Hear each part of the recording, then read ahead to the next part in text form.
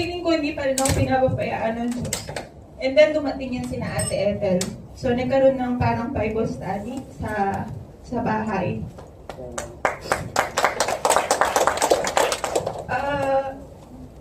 Napakabuti po ng Panginoon.